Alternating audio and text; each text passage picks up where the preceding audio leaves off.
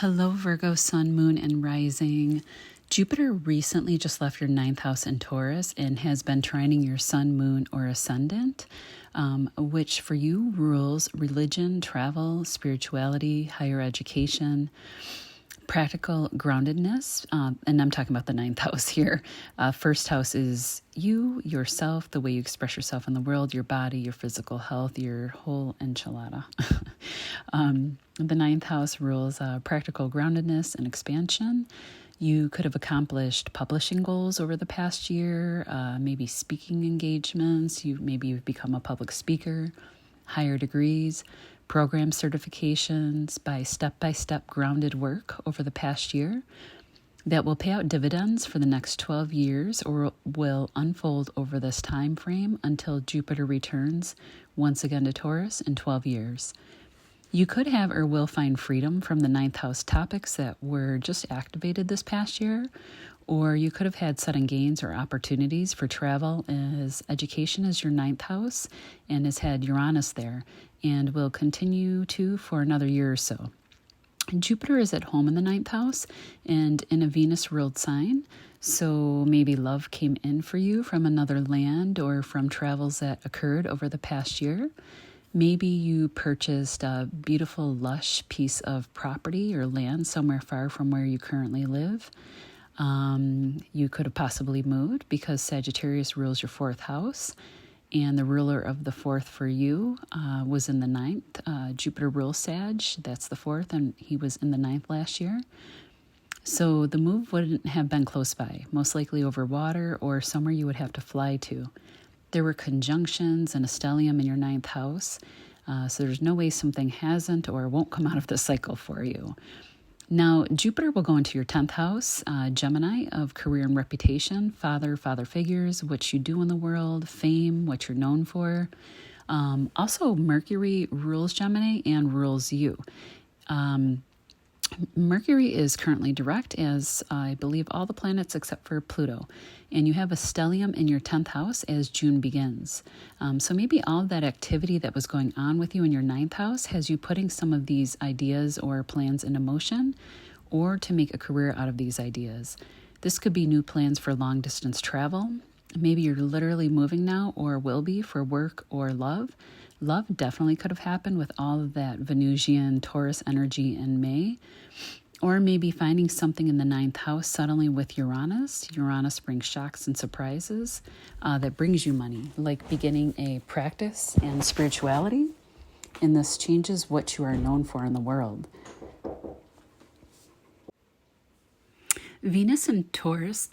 Sorry, I had to pause right there. I had a tickle in my throat.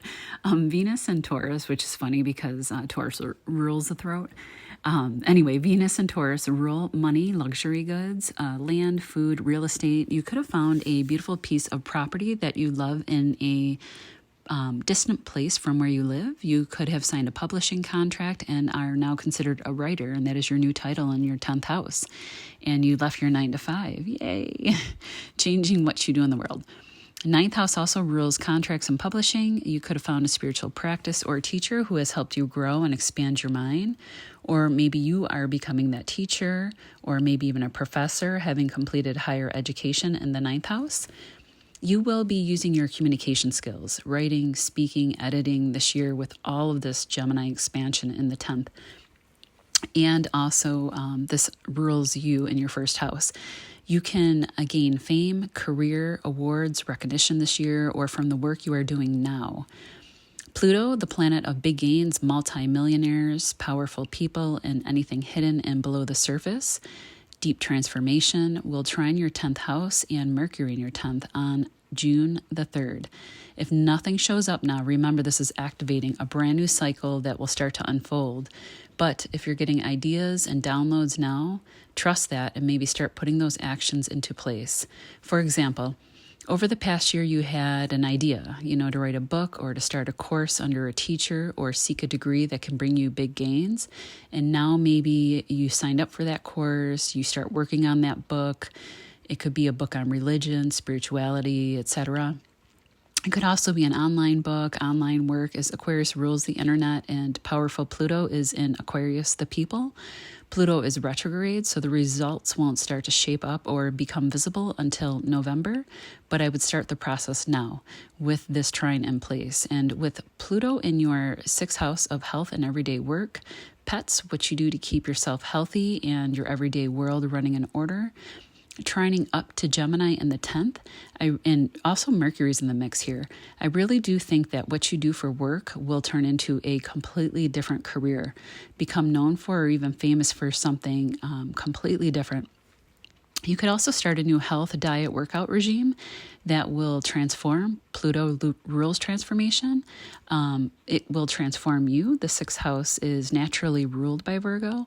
You completely making yourself appear different in the world in the 10th house.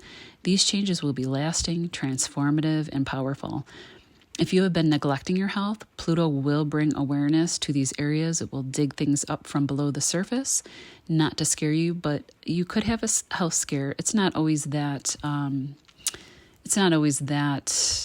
exact of an example, or you could just get information about your health. But with the trine, I don't see it as too bad.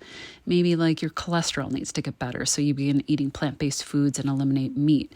Virgo is a earth-based sign with a focus on health. So begins the bodily transformation on even a cellular level with Pluto in the mix. The new moon on June 6th in Gemini occurs at 16 degrees. Again, this happens in your 10th house with the sun conjunct Venus, but receiving a little bit of a crunchy square aspect from your 7th house in Pisces. The 7th house represents your marriage partner, business partner. It can rule contracts, people you hire, close collaborations, love partner, serious love partner. So the new starts you want to make in the world, career, who you want to become, may run into difficulties with the people you're in close partnership with. Say you want to quit your 9-to-5 and travel or become a travel blogger. Gemini rules blogging and social apps and social media. You want to change how you're viewed in the world. It could be a break in a relationship that changes how you represent yourself in the world. But with Venus in the mix, it could be a change that ultimately is going to make you happy. Could just be you're struggling to balance the 1st house of you and the 7th house of other and the 10th house of career in the public. But all in all, with Pluto trine Jupiter flavoring the entire month, I really don't see any difficulties you may be experiencing as these profound transformational shifts that will benefit you and how you operate in the world and what you are known for. It would be something big for you. The Mars-Pluto square will come exact on June 11th, from Mars in Taurus in your 9th house to Pluto in Aquarius in your 6th house of health. We always have to go over the malefics when they come into a square aspect or hard aspect, as they can bring potentials for acts of aggression or danger. These two planets are not in full strength, especially with Pluto in retrograde, and Venus rules Taurus. So it might more manifest as a health issue. 6th house is a health house that you need to take care of. Aquarius rules the nervous system, ankles, shins. Venus in Taurus and Mars rules overindulging, food, drink, wine. Pluto could be food poisoning. I would just say be careful while traveling, what you're drinking, hiking. All the things that Taurus covers, outdoor adventures, cattle, maybe eating bad beef. You never know. I'm just trying to throw different scenarios out there to get some ideas generated to help you avoid any problems. I would also refrain from, around these days, before and after the 11th, just being careful. Could also be a work issue that seems to kind of come out of nowhere. Pluto is hidden and below the surface. Aquarius rules lightning and electricity. It is ruled by Uranus, so it could be a sudden, shocking work issue. Maybe you travel for work in the 9th house, or not always, but you're trying to publish something and you get a shock or a difficulty that comes up from below the surface or from a corner you didn't see about a contract. I always tell people, no matter what sign you are, try not to engage with this energy. This square will pass. It will separate as the month moves along. I just would advise to take care around the days of the 11th and 12th, as this is exact, a few days before, a few days after. It's always a good time to take some personal time if you can from work and relax at home if you can. If not, keep yourself to yourself. Don't react to anything that might come up. Just process whatever comes up and then act once some distance has passed. Again, don't worry too much, just an aspect to kind of have on your radar. Could be as simple as there's an electric storm lightning storm that disrupts your Wi-Fi when you have important deadlines for work, 6th house. So, there's that. On the 17th and 18th, we have Mercury and Venus in a conjunction in Gemini. Again, this is in your 10th and 11th houses at 29 degrees and then 1 degree in the 11th. Neptune and Saturn and Pisces will be squaring this conjunction. This could just be maybe some good news that comes in, especially with Mercury, and Mercury rules you and Gemini. Venus rules money. So there could be some good news that comes in with regard to your 10th house of career. It just could be getting a little bit of that crunchy aspect of tension from your house of partners. Maybe you have to move for work and you're thinking about it and your significant other is unhappy and doesn't want to move. You could meet a new love at work, but there's some illusion or confusion with the connection. You could be confused, especially with all the Gemini energy, which is very dual. It's dual energy, about duality, or frustrated about changes you want to make with regard to career, finance, and what you want to do in the world, or how you make money. Maybe finding the right partnerships for these changes is proving to be difficult or hard to come by. Maybe you're trying to balance a new love with work contracts. A lot of this will get better as the Gemini stellium starts moving into Cancer fully by June 20th, when the sun enters your 11th house of hopes, dreams, wish fulfillment, lottery wins, the masses, electronics, philanthropy, humanitarian causes, the internet. It is a luck house. And on June 21st, June 22nd, wherever you are in the world, there will be a full moon in Capricorn in your 5th house of creativity, another luck house. Children, romance, creative projects, speculative gains, wins. And this is opposite the 11th house of Cancer. This energy trines and sextiles you early degree Virgos, and this could look like completing a creative project that could bring you gains, possibly big gains. With the 11th house, maybe you started something with your children in the 5th. Something your children are doing comes to a culmination. Also, Mars and Taurus is in the mix, but trining you and your 5th house. So maybe you're completing a hiking adventure with your family, or maybe your initiative, Mars, sextiling Mercury in the 11th, could be you finishing a creative writing project, working hard to get it done and reaching completion. You could be working on humanitarian causes or issues. I just see it as a balancing act between the 5th to your hopes and dreams in the 11th house. Maybe you're trying to complete a creative project from the 5th house or have a date, but you 5th house is also a house of romance, but you have to go home because a problem comes up there. Cancer rules the 4th house of home and family.